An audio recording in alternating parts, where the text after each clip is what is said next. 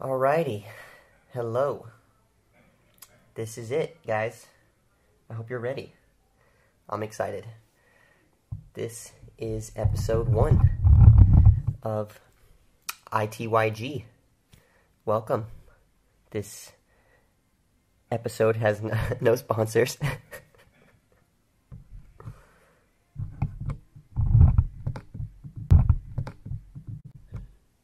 Yeah. Welcome back. No. So, I'm just learning what I'm doing. This is just gonna be freeform. But I'm just gonna, go into it. So, this show is about people and about making us better people one day at a time. And so my intention with this whole podcast is to just bring joy to people's day. And so I hope that's what happens. And so this podcast is called I.T.Y.G. It's short for I Trust Your Guidance. Yeah. And today's episode is all about trust and really just understanding what trust means. And so the reason that I decided to even start the podcast was I just love people, and I feel that I need to reach more people because we're all capable of doing so many things with our lives, and yet oftentimes we get distracted by either the mundane or the boring or our own fear or tons of other things. Doubt's really, really crippling. So, trust. We just got to trust ourselves more and know that we're capable of so much. And so I'm going to be making either solo episodes where I just pick a theme and discuss it, or I'll have a guest. I'll see how that goes. And this is a traveling podcast because I'm really nomadic, and oftentimes I run into really cool people. And if I happen to do that during any of my travels, I'll hit them up and see if they want to hit a topic with me, and we can discuss it. So, yeah. Hopefully this will be helpful to you. So, yeah, like I said, my vision for the future is to eventually just keep traveling and keep interviewing people and exploring new ideas and unlocking that part of ourselves that is latent, that's just dormant, that's sitting beneath the surface. And I have a lot of inspirational figures in my life.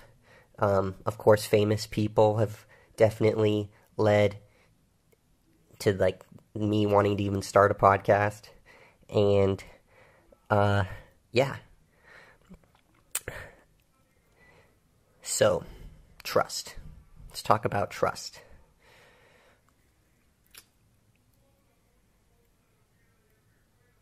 A lot of people have a lot of fear of trust and a lot of conditions for trust. And I feel that most of them are warranted, You don't need to just be blindly trusting people, right? But what if you did? Occasionally. Under, certain situations. And because trust has a lot of power. Think about all the times that you've trusted people. Just the feeling, just how good it feels to trust other people. It's so uplifting. You just feel safe, And usually it's earned, but sometimes it's blind. Sometimes it's just authority figures or people you believe you need to trust. And it's odd. It's an odd thing that we will just surrender trust so easily to some people. And so I like to question things. I like to poke and discover and learn. I've been doing it a long time. And, uh-oh. Alrighty. Sometimes you get interrupted when you're recording. But, so we were talking about trust and the power of trust. And why we sometimes just trust the authority figures. And just surrender our trust and surrender our power. And one way that I've been testing trust was through a beautiful experience I had recently. And it starts off at my house where I live for part of the year. And I decided to go to Oregon, which was about 8 hours away by bus or by car. And instead, I decided to hitchhike. I decided to trust that people would help me out. So I had a friend drop me off in a small town called Arcata, California, shout out. And I just held a sign. It said, Portland. And I was standing there with my backpack, all full of my festival gear, because I was on my way to this beautiful festival called Beloved Festival in Oregon. I had purchased a ticket for me and my friend, and I was stoked. I was ready to show up and have a good time. And so I started hitchhiking in Arcata, held a sign for like 4 hours, got no love. I trusted, though. I did. I trusted that people would help me, and they didn't, but that's all right. I had internet, so got online, went to Craigslist, tried to find some people who were going there, rideshare, all types of things, and I tried to line up a couple different spots, so if I can get to one spot, I can get to another spot, and I just trusted it would work out. Gave myself a few days extra time to get to where I was going, so I wasn't late to the festival. And eventually someone contacted me, this sweet couple. They were, one of them was about 28, the other one about 26, and they were pretty cool. They actually were just driving. They just wanted to go for a drive. So they rented a car and headed north. They just wanted to hit the road that day, and they decided to pick me up. So that was nice. And so, yeah, we're up hitchhiking, going all the way, watching the smoke from there was fires recently. And we took a little detour, got plenty of gas, totally fine. And they said at first that they could take me all the way to Portland, which is where I was going, and that didn't work out. See, sometimes trust, I trusted them, and they said they changed their plan. So I was like, whatever, I'll work it out. And next, they decided to drop me off in Medford. I'd never been to Medford, but I was like, it's fine. Maybe they have a friend in town that they were going to stay at, and I could stay with them for the night. And they said, yeah, that's really not in our plans. We actually don't know anybody really in Medford. I was like, oh, okay. What next? What am I going to do? I was like, oh, maybe I've slept outside plenty of times. I was ready to go to a festival, so I had all my gear. I was ready to sleep outside. I was like, just take me to like a park. Take me to some park. So that's what they did. And it was great. It was great. So I get out of the car at the park. It's like late at night, like maybe 9:30. and there's this dude sitting in his truck, and he sees me walk past him, and he's like, "Hey, what are you doing?" I told him, "Oh, I'm just gonna crash in this park." He's like, "Yeah, man, you wanna hang out for a little bit?" And so a lot of people, I would imagine, would be like either intimidated or unwilling to hang out in a stranger's truck. Me, I said, he seems fairly docile. And he was super dope. He worked in a vineyard. He worked in a winery. He knew like all kinds of things about wine. And he was also into vandalism, tagging, graffiti. So showed me some of his work. I was like, dude, that's dope. He had a nice philosophy too. He wanted to kind of be a counterculture. He wanted to disrupt, just like how the writers of the past would disrupt things, and I liked it. I was like, good job, bro.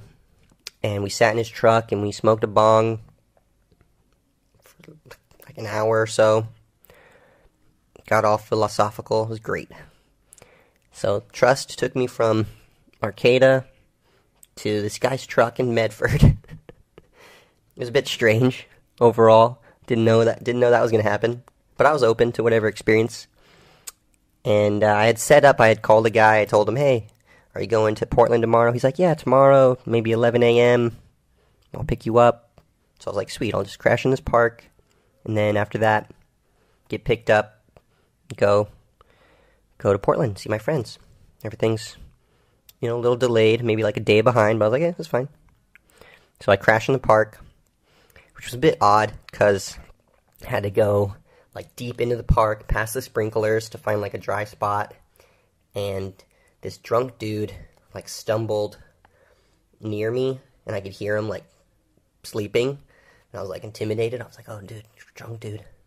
I don't know. Maybe he's, not the best of mind. Maybe. So I was like, I was a little sketched out by that drunk dude. So it was like not easy to fall asleep. But then I was like, if I could hear him sleeping, he's probably fine. So I rested my head, because I had this like sweet setup actually. So I was like totally fine. I had my jungle hammock all laid out. I had my sheepskin rug inside. It was like a cloud. It was legit. It was like not even uncomfortable. And I woke up in the morning to like a super beautiful sunrise, because of all the smoke in the sky created this like red sheen. It was like incredible. And so I tried to meet up with the guy that had called me, said he was ready to go to Portland at 10 or 11, and that didn't happen. Yeah, he totally dropped the ball. He ended up calling me. He's like, "Oh yeah, I'll be there in like 3 hours." So he's like, "Oh, okay, like 1?" He's like, "Yeah, okay." So I'm like waiting. I'm in a bookstore, which is really cool. I was in a Barnes and Noble, like reading all kinds of philosophy books and trying to use my time productively while I was waiting, instead of just like, wasting time, however people waste time. And then he texted me. I tried to text him again at 1. I was like, "Oh, so what's up? How you feeling?" He's like, "Oh, I'm feeling all right. Maybe in a couple more hours. I got a couple things I got to finish up." I was like, "Really, dude?" I was like, "Come on." So I was patient. I was just trusting, really trusting, right? And a few more hours passed. He's like, "Yeah, maybe in a couple more hours." Like, just wasting my whole day, this guy. And I could have been upset with him, but I thought, he's probably going through some stuff. Gotta give him a break. Can't really get too upset. Maybe I'll find a bus. But that didn't work out. The bus had already left for the day. So guess what? Back to the park. But everything happens for a reason. I can't try to judge him or get upset. It would have been nice to get to where I was going when I wanted to, but it happened so I slept in that park again, in the same spot, super cozy. It was fine. And I woke up and went to go have breakfast before the bus, and I walk in with my backpack, and I'm kind of like, looking around, enjoying this like really old classic diner. It was beautiful, and there's like this sweet old lady, helping me out. I got like an omelet and a cup of coffee, and we're just sitting there journaling, enjoying my breakfast, and I get up to go use the restroom and come back and pay my bill, and she's like, "Oh, it's free. Enjoy your meal. Enjoy your trip. Safe travels." I was like, "Whoa, that's like so dope." Like, I was totally ready to pay everything, and she's like, "Yeah, no worries. The managers saw you coming in, and they just really liked you, and, have a good day." I was like, "Sweet." I ended up getting a business card and writing them a big thank you email, telling them, I really appreciate it. It means a lot. That was beautiful. That was a beautiful experience.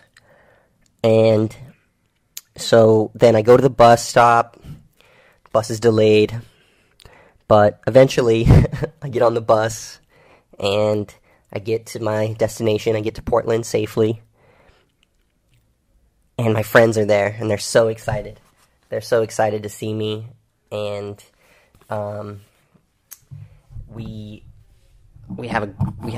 they had some plans, but I got to meet my friends' roommates, which I hadn't met before, which was really cool. And then I got to meet some of their other friends. It was just really great experience. And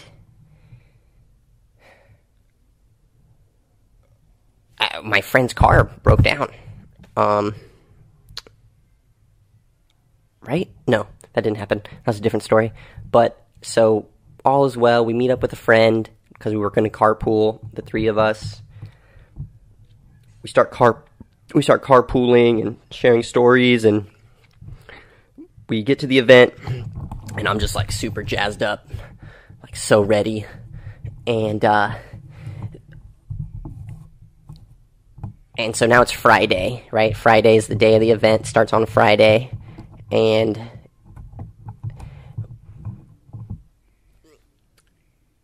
the first day is kind of you set up and you enjoy the first music, but it's all about Saturday.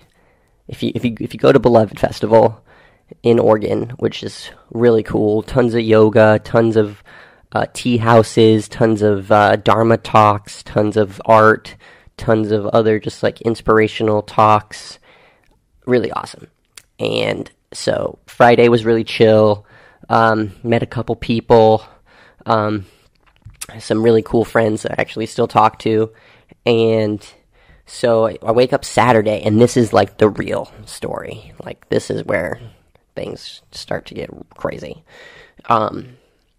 So Saturday morning, I wake up earlier than my friend. I tell her, "Hey, I'm going to go to this Dharma talk in this super awesome dome over here. Just whenever you're ready, come meet me there, and they're going to do yoga after."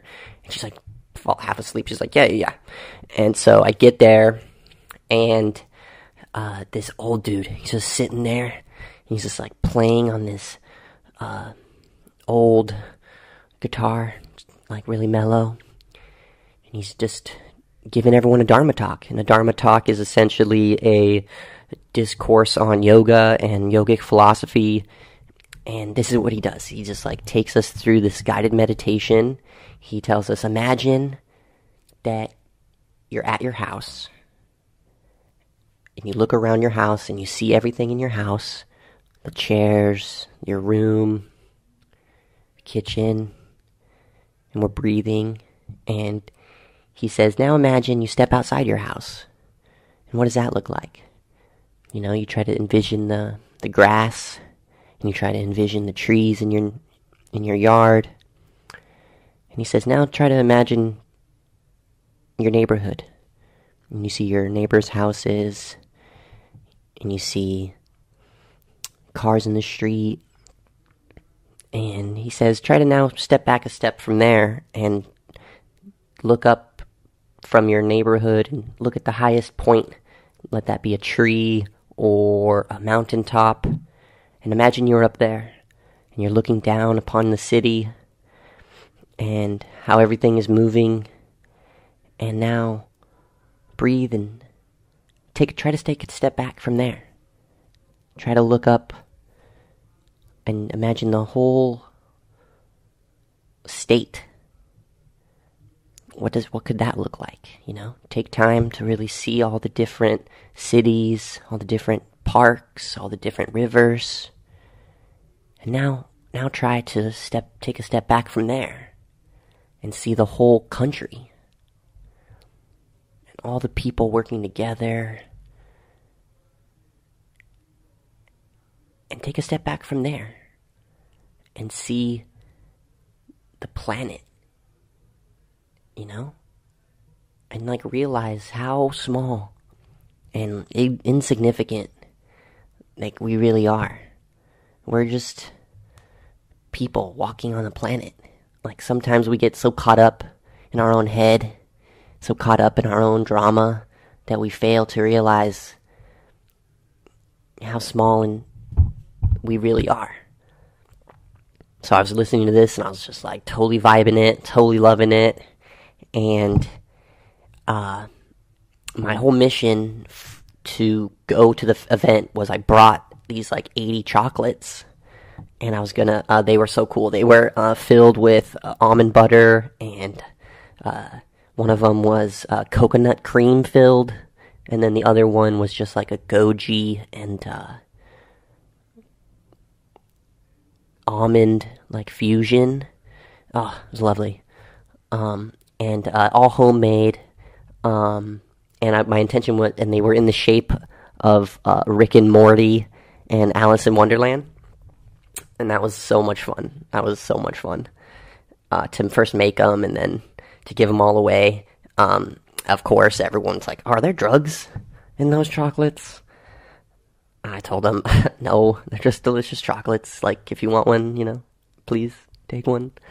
And everyone just melted, oh my god, they just loved them so much. It's just so much, joy to be able to give that chocolate to people. So, definitely going to do that again. After that, I'm at the festival. It's Saturday. It's about, I meet up with some friends. They tell us, oh yeah, come back to the stage tonight. We're going to dance. It's going to be great. I'm like, sweet. I'm ready. And so, it's about 9:30, 10. I had already microdosed a little bit of mushrooms. Not too much. Just maybe a gram or something. Some really small dose. And so I was feeling pretty good. And I get to the dance floor and I was like, oh, I hope I can find my friends. And boom, find them right away. It was amazing. We're dancing, we're laughing.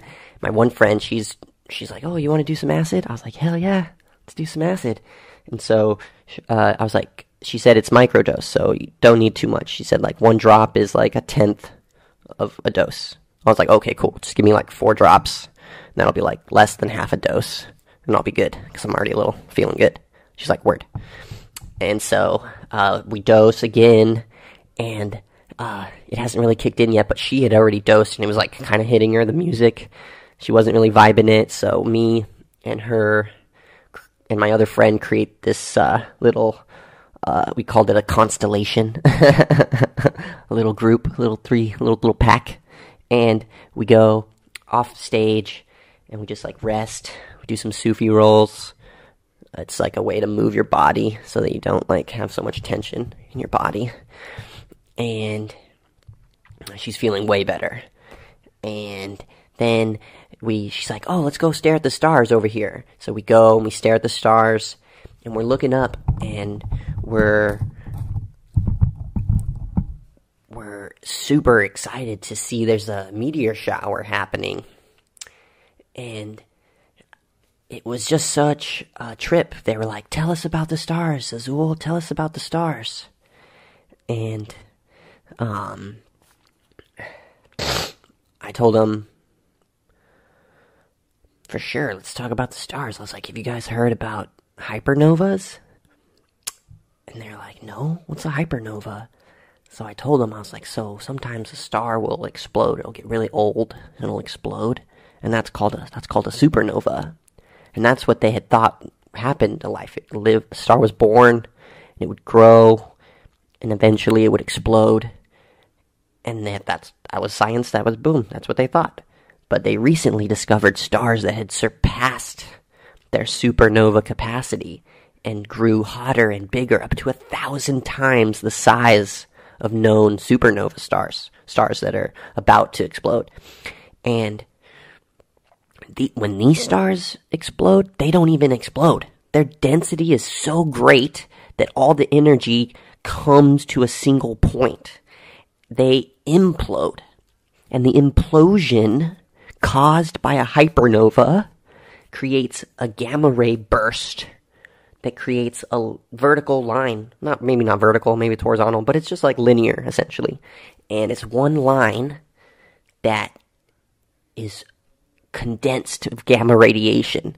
So much gamma radiation, it's like an eraser of the cosmos. Everything that gamma ray burst touches just vibrates so intensely that it just breaks down. All the atoms cannot take the force of the gamma rays, and they just think of a table full of pepper, and you just shake it, and then all the pepper just separates until it all falls off the table. Just that's what would happen to anything that comes into contact with this gamma ray burst. And I asked him, I said, how often do you think a gamma ray burst happens like that? How many hypernovas do you think happen, like, in a week? And they're like, I don't know. Tell us. I was like, there's eight gamma ray bursts from hypernovas every week. That's about one a day. And so this energy is so intense and happens so frequently that it's amazing that we're even still here. Because we could wake up one day and to find a gamma ray burst just obliterated the whole everything. Or about to, because obviously if we woke up, then it didn't happen yet, but it's about to happen, and so it's a good thing, hypernovas. And they were like tripping out on that because they were high, and they're like, wow, that's like beautiful. And we're watching all the comets, and I'm telling them about the luminosity and about the shape of the stars and and they're just like totally loving it. And as I'm talking about the stars, the acid like starts kicking in, and I can see with my eyes open all of these patterns, these like beautiful patterns. And one of them was the Sri Yantra. You should look it up. It's SRIYANTRA, Sri Yantra. And it's just like a bunch of triangles, 9 triangles, 5 of them pointing up and 4 of them pointing down, and they're like overlapped inside of like a frame, type of frame. It's really beautiful. And it's represents the symbol of the universe. It's has all 9 numbers, and it represents infinity, because if you spin the Sri Yantra, it creates a toroid, and a toroid is like the donut. So, yeah. So we were tripping out on that, and I started seeing the Sri Yantras in the sky, and I was like, are you guys seeing all these Sri Yantras in the sky? And they're laughing, and they're like, no, we need to do more acid. And I'm like, I don't know, you guys.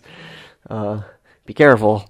And so yeah, we're just like laughing, and we're like, okay, let's go back to the stage. And we go back to the stage, and we're dancing and laughing, and I start to get cold, and I'm just like, man, it'd be nice if like there was a nice big jacket somewhere. And out of nowhere, this amazing human came up to me. He's one of my good friends now, and he's like, yeah, man, you look cold. You want to wear my jacket? And he was wearing this, like, it looked like a wolf. He's like, look, he was wearing a wolf. And he's like, here, wear this for a while. Because he was, like, really muscular, so, like, the cold doesn't hit him the same, I guess. I don't know. And he gives me his jacket. I'm just dancing, and I'm just like prowling around the dance floor, all like wolf-like, just having so much fun. And yeah, we're just having a good old time dancing on the dance floor. And it gets to be like really late, or should I say early. So it's like Sunday morning now, around, I don't know, 1 a.m. And me and those two girls like just do that little constellation thing. We're just like swaying, telling each other stories, trying to keep each other warm, because the guy eventually wanted his jacket back. And we're just there, laughing, telling about like our first acid trips, and like just like laughing, and it's just other extreme stories, craziness, just a good old time. And so my friend thinks now, like, we're laughing there for a few hours. It's like 2 or 3 in the morning. The sun, maybe like 4 in the morning. The sun's starting to rise, and she's like, "Oh my God, you guys, I have all these blueberries." She lives on a blueberry farm, and she brought like 10 pounds of blueberries. These like 2 big bags of blueberries. And she's like, "We gotta go get them. They're in the cooler. Let's go." And so we walk over there, and we put all of these blueberries in these 2 bowls. We go talk to the staff that's working in the kitchens, and we're like, "Can we borrow 2 bowls?" And they're like, "Yeah, for sure. Here's some bowls." And they give us these huge bowls, perfect for blueberries. And we just dump them all in there. And then we like kind of like, we're not supposed to, but we did, like took some flowers from some other areas. Just like one big yellow one and one big red one. Like, I think they might have been chrysanthemums or some beautiful named flower. It was gorgeous.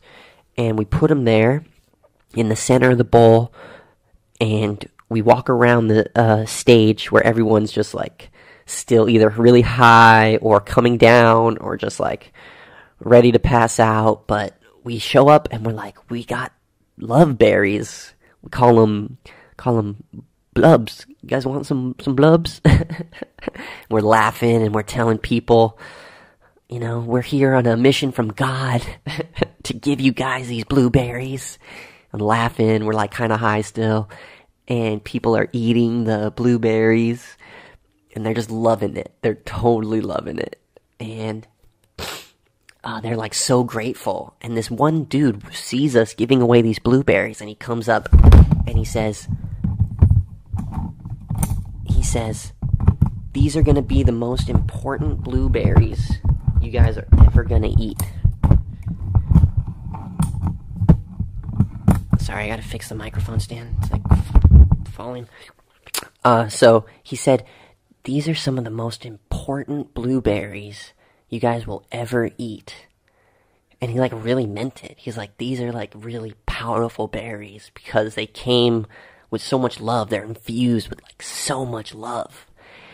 And we're just laughing, and we're just like, "Yeah, dude, that's like so true." Like, I don't know if they'll be able to taste better blueberries. Not that there's gonna be berries that won't taste better, but like at that time, coming off of that high from that night, in that morning light, some of the first thing that ever hit your mouth is like fresh, cold blueberries. And so yeah, it was beautiful. And we're giving away blueberries to people. We're like sneaking up on them, like without them knowing, and like just showing up with these big, beautiful bowls with a flower in it. Just, "Here's some blueberries." And most people couldn't even believe it. They're like, "This is really happening?" Some people thought they might have been dosed, but they weren't. They were totally sober berries, which is great. And people putting their big hands in it, and who knows where their hands had been. You know, we're just all trusting that these are just going to be clean, good berries. And they were. No one got sick. And if anything, the antioxidants in the blueberries like helped everyone get over whatever high they were on from before. So we're giving away blueberries now, and this one woman, so beautiful, dude, she's like, "You guys, do you know like about the history of blueberries and like the tribes that would follow the blueberries?" And we're like, "What? Tell us."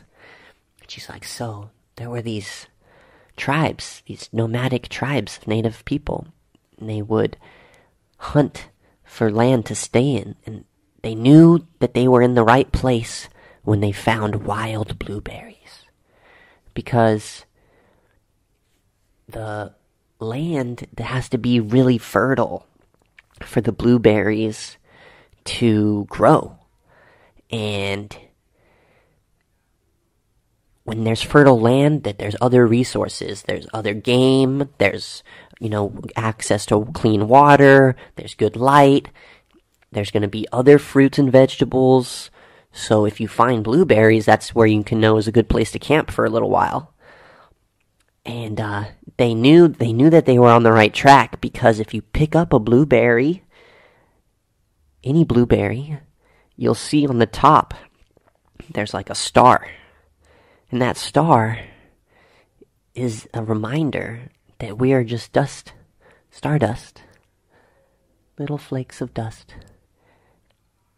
And we were like so high, we were like, that's the best story ever. Like, that's like full circle. Like, we started the night with stars, and now we're ending the morning with stars. Like, this is one of the best. So we just like huddled together and hugged each other, and we're like, you guys, I love you guys so much. This is like one of the best days ever. And then we eventually go to the sauna there's like a little sauna camp where they do showers and sauna, and we like take a shower in a sauna, and then we work our way back to camp, and we go to sleep, and get like 5 or 6 hours, totally refreshed, totally feeling amazing. Like, normally after a trip, let me just be honest with you, after a trip, you'll have, it's called a come down, that's what it's called, and you feel like really tired and lethargic, and like you're not fully at your best. So you need like a whole day usually to recover. And that's what Sunday normally is at the event, is like a rest day. You just rest it out and then wake up at the night and dance a little bit more, or like hang out on the lawn because you're like still recovering. But like, since we had the sauna and all the blueberries and kombucha, that we were just like revitalized. Like, it's like we didn't even trip, but we did. Like, so it definitely great quality tripping materials on top of taking care of ourselves. That's the trick. You just gotta have good source and take care of yourself. And bada bing, bada boom, safety, and your trip is good. So it's about maybe 8:30 or so in the evening now. We're Sunday night, and I'm still giving away chocolates, and I got to meet the founders of Coconut Bliss. Hashtag Coconut Bliss. I love you guys. And they were sitting in their own little booth that they had brought to give away ice cream at the event, and they were sitting there, the founders. I was like, what? And because I just wanted to go in and give whoever was hosting the tent, I was like, I love you guys are dope. Here, can you try my chocolate? You guys are doing hard work. And they're like, yeah, thanks, man, thanks a lot. Just so you know, the founders are like right over there if you want to go bless them up. I was like, yes, I do. So I did. I went over there, and I just sat down. I just told them, oh my God, you guys, don't get scared, but I love you guys so much.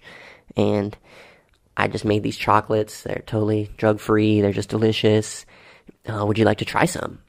And they're just like, they're so happy to see me, so grateful that I love their Coconut Bliss ice cream. And they tried it, and they loved it. They were like, dude, we wanted to start a chocolate company, but we figured it was too messy. But you're rocking it. These are some great chocolates. Like, thank you so much. And just, like, to hear that from them, like, because a lot of people love my chocolate, but to hear it from them, it means more, I guess, because they have, like, this huge following of people that know what deliciousness means. So they have, like, a higher palate, you know? And, so it just makes me feel like an accomplished chocolatier to know that some high-grade people like my chocolate. So that felt good. And, so again, trust. People trusted that I wasn't going to accidentally dose them. Because, essentially, I could have lied to them, but I wasn't, because I'm not a liar. I ain't got no time for that. So, walking past my friends, all of a sudden I see them, they're just talking, and they're like, oh my God, Azul, you gotta meet our friend, and talk to him, and he just did this amazing thing. And I was like, what happened? He's like, so I just put on this blindfold, and I held a sign, and on the sign, he wrote, I trust your guidance. And I was like, that's so brilliant. And he said, yeah, I just held my hand out and for about like an hour and a half, and people took me all over the event, and most people just wanted to dance. Some people told me stories, and it was just real heart opening, and he just gained a lot from that experience. And hold on, I gotta take a drink of water.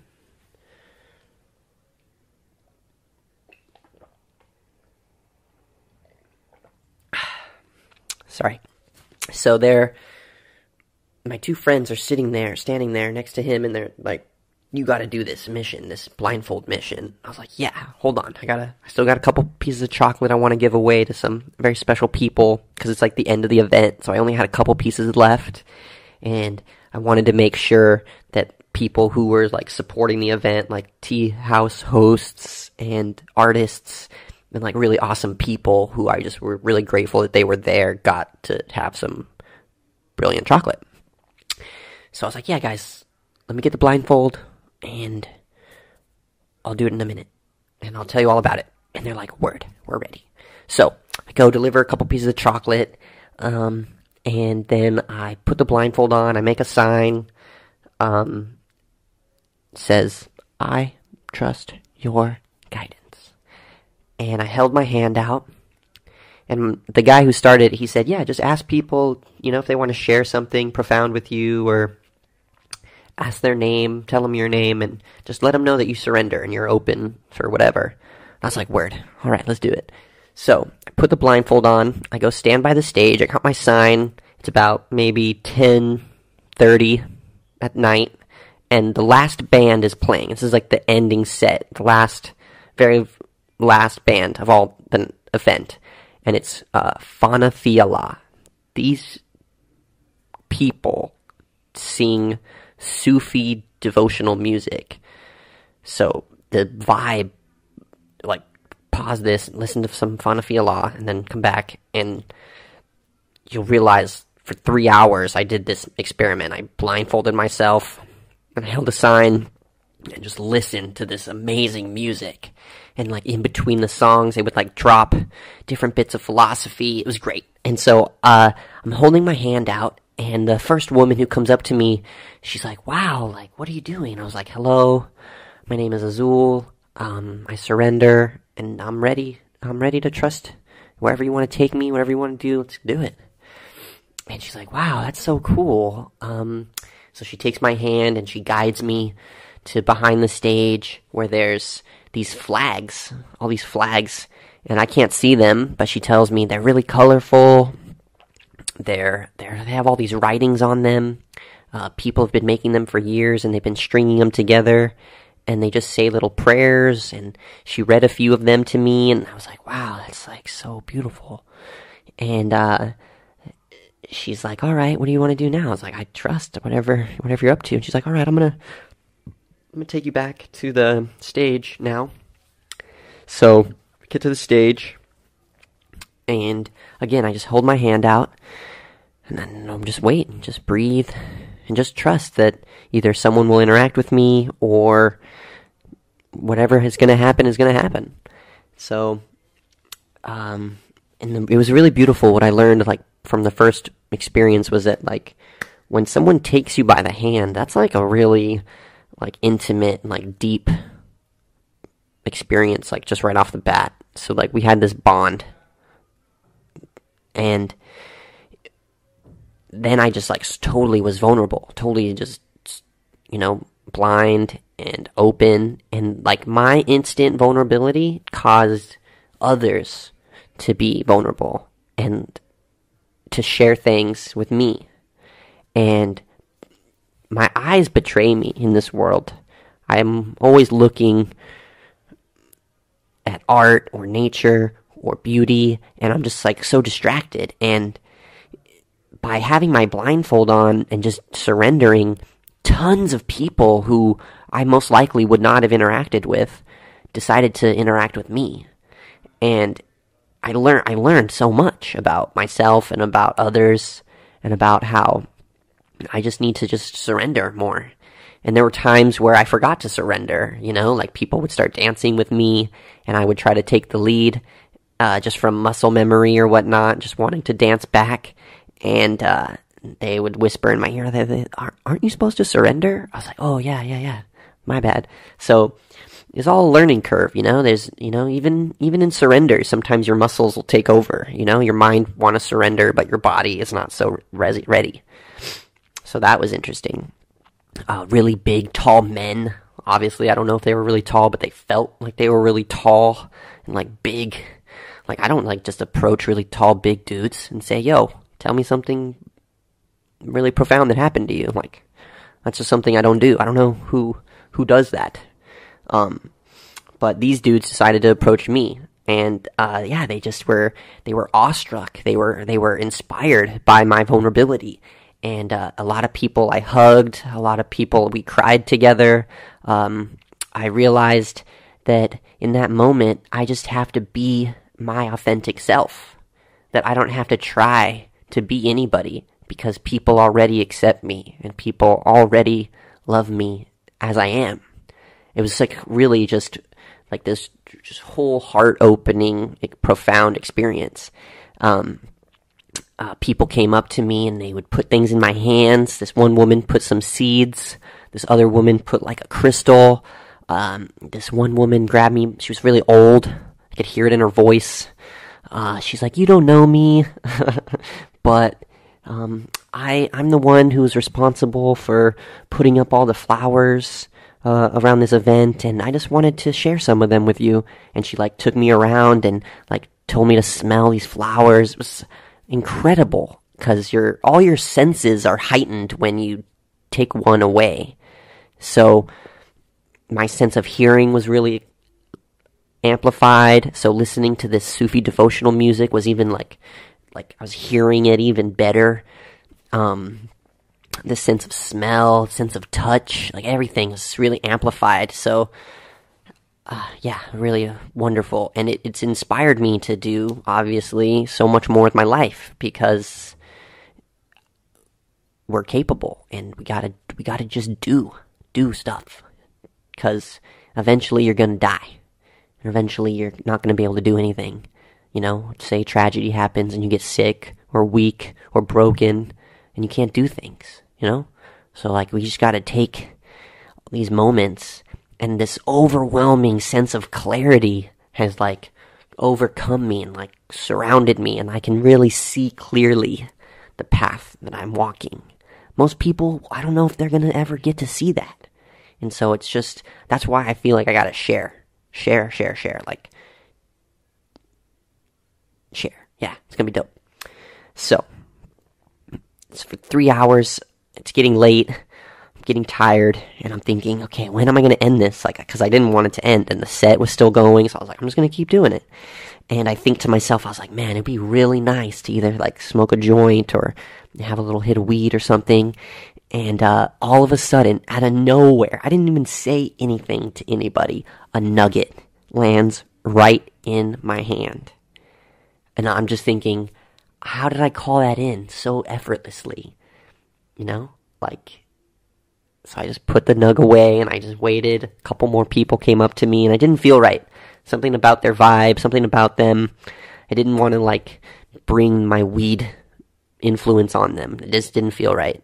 But this one dude, after that, like the third person that came up to me, I was like, this guy feels like the right guy. And I was like, yeah, man, I don't mean to bother you, but, could you guide me maybe to like a pod of people who maybe you can see are smoking weed or something?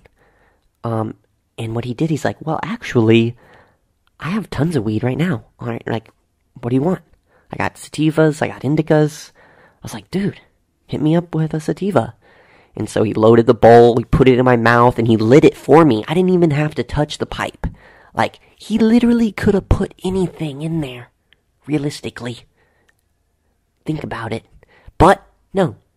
It was some high-grade sativa. I got nice and baked as I wanted to get. And he said, yeah, man, have a good time. Enjoy your event. I was like, dude, how amazing is this that people are just so ready to give what you need when you need it? Just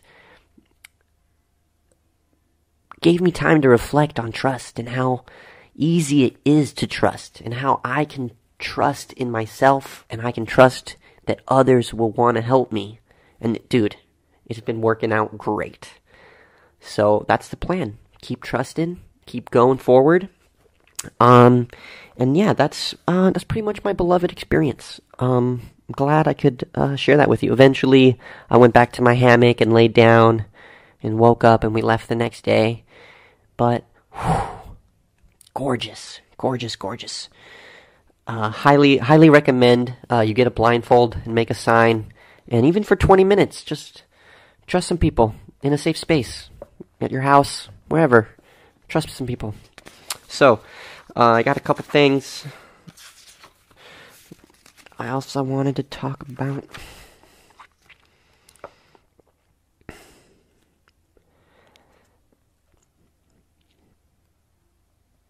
Trust.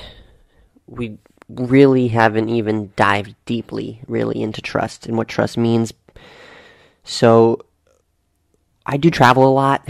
And when you travel, sometimes you make a lot of plans, sometimes you try to overplan, sometimes you try to get all your apartments or all your, whatever, bookings, flights, train tickets, you try to get it all lined up, try to be organized. That's one way, just to let you know. I like to do it the other way, a different way. The trusting way, where you kind of take it week by week, and you just meet people, and you talk to people, you listen to them, and you ask them interesting questions like, where have you been that really inspired you? Where have you been that you would like to go again? Where, what's the best restaurants? Where's the cool spots? Where's the best art? And boom, people deliver. They always deliver. One thing I've learned in all my travels, people love helping people. And it's going to continue to happen. And I just trust that that's going to keep happening. And by me doing that, I see it unfold. I watch it happen. And it's hard to have doubt that it's not going to happen because it keeps happening.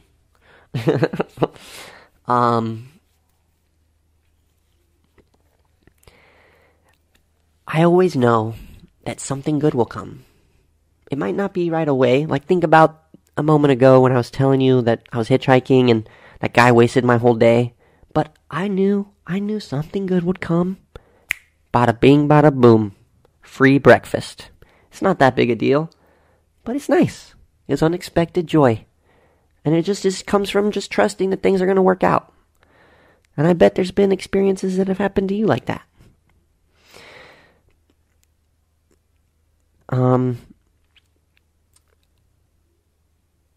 I've done some traveling, and let's start with my origin story. So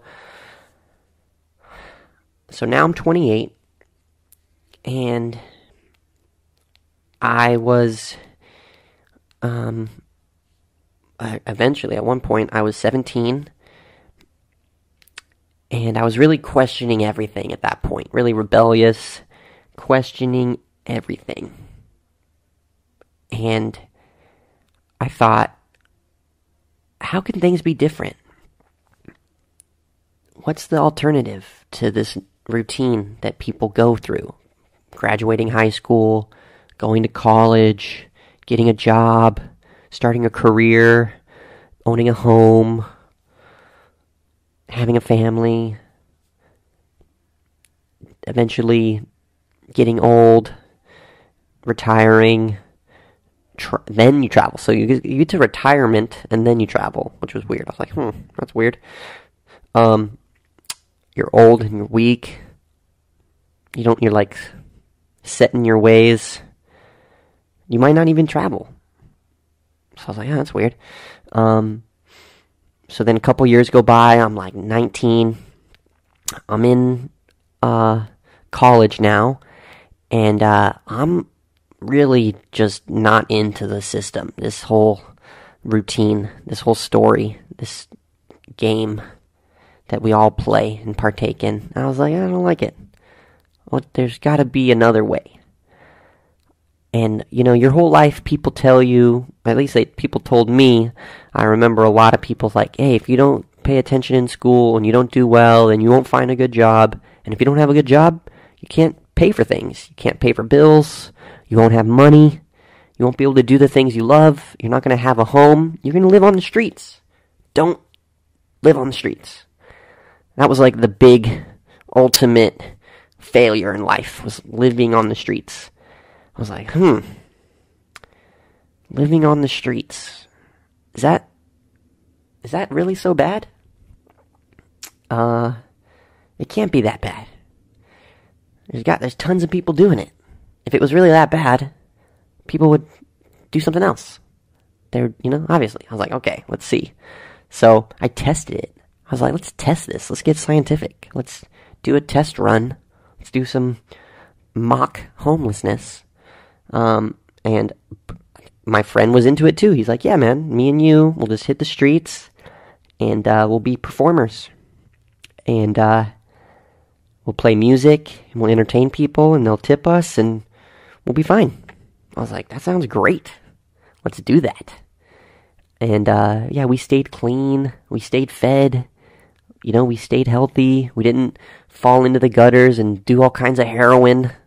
Or, the least we would do is we would sometimes get like a bottle of wine at the end of the week. It was like a celebratory, we made it through another week.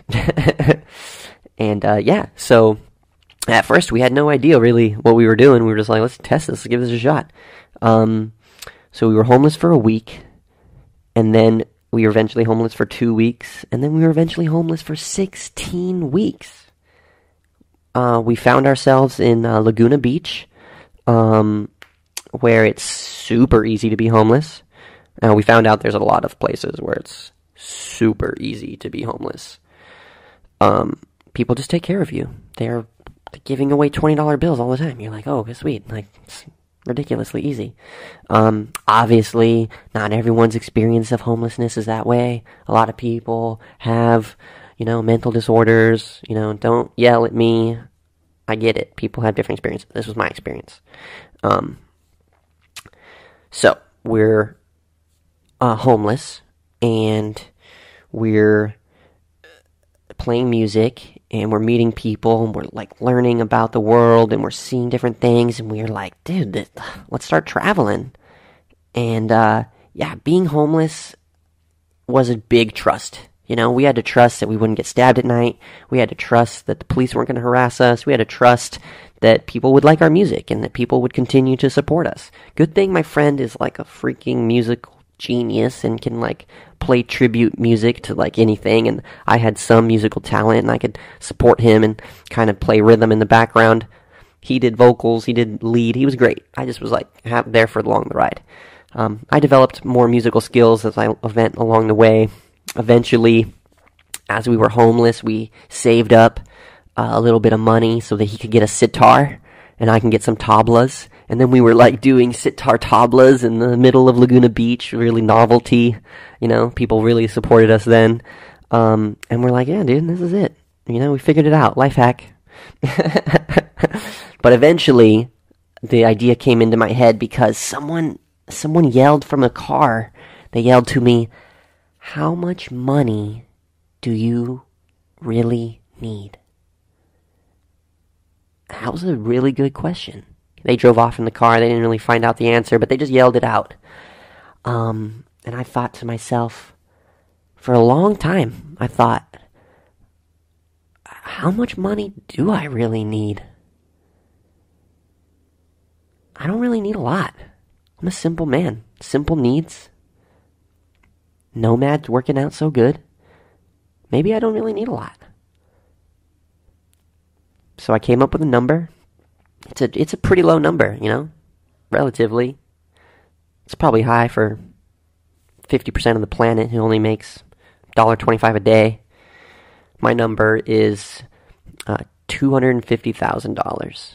If I can save through whatever means $250,000, that's my nut. That's all I need. And I could just siphon from that every year for about maybe another 50, 55 years.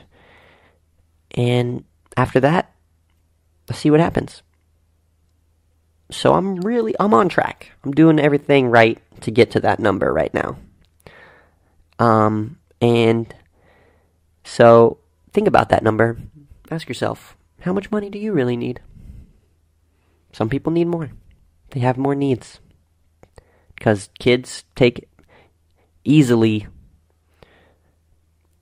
$150,000 with inflation at this point in time to raise one kid from 0 to 18.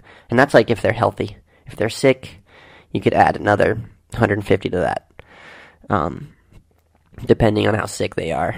But yeah, so kids take up a lot of money. So I was thinking about that. I was like, what could I do with that money? I was like, I could travel the world time and time again. And boom. That's where I am now. That's my origin story, guys. Sitting on the streets, playing music. I was playing flute at the time. Native American flute. And it's beautiful. People always complimented me, and it was great. It's good. Homelessness for me was a joy. So I thought, if that is not true, if homelessness isn't really the bottom, where is it? You know? And if this isn't it, then there must be tons of stuff up. Tons. And that's when I decided to, travel north, meet a family. Not my family. They're like my farm family, I call them. And yeah, I just work in the ganja fields and support myself that way. It's pretty good. It's pretty good living. And I'm on track. I'm on track to save exactly what I need. Early retirement, 35. Boom. Like I said, I'm 28, so I'm on track. Things are going good. And so that's why I'm just traveling, meeting people, sharing stories, making art. And, yeah, just wanted to share that couple things with you. It's kind of getting to the end of this podcast episode. Kind of want to keep them not too long. And that brings us to the end of this episode. I want to say that I trust your guidance. And if you guys have feedback or requests or topic ideas or places to go, places to see, stuff to do, tell me about it. I'm down. Yeah, you can find more at I.T.Y.G on Instagram. Also on Facebook at Good Time Fridays. I got to work on the name. They're not letting me change the name right away, but that's where the page is at. And then, yeah, I'm Azul Love. You can follow me there too. SoundCloud. We'll probably get this upload under I.T.Y.G. Alright. Thanks for listening, guys. I'm excited to make more. Talk to people. Explore some philosophy. I love you guys. Bye.